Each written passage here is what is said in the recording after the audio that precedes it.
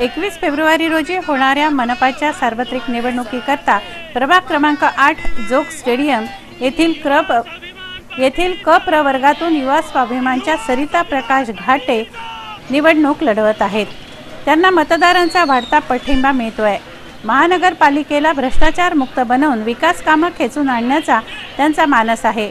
परिसरात त्यांनी विविध धार्मिक व सामाजिक कार्य केल्याने त्यांना मतदारांचा उत्स्फूर्त प्रतिसाद मिळतोय।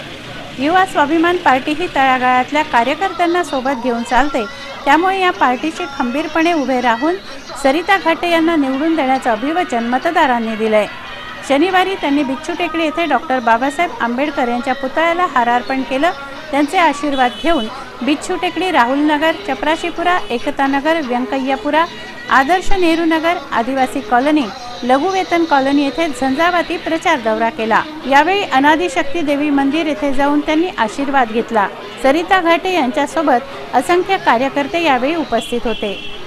मी सरिता प्रकाश घाटे, प्रभाग क्रमांक 8 युवा स्वाभिमान पार्टीतर्फे आपली उमेदवारी लढत आहे। माझ्यासोबत आहे सौ जागृताई वानखडे, हे एससी मधून उभे आहे। श्री योगेश भाऊ इंदुरकर, हे एससी मधून एसटी समाजातून उभे आहे। गरिबांच्या समस्या भरपूर आहे, आमच्या प्रभागात गरिबांच्या समस्या भरपूर आहे।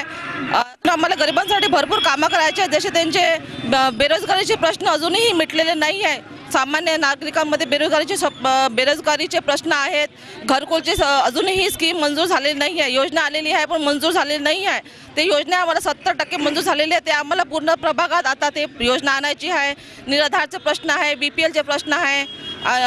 निराधारांसाठी जसं आता अजूनही 600 रुपये आलेले आहे, ते पुढे गेलेले नाही आहे। ते पुढे आम्हाला 2000 पर्यंत वाढवायचे आहे। लहान मुलांसाठी ते प्लेग्राऊंड नाही आहे, प्लेग्राऊंड आणायचे आहे।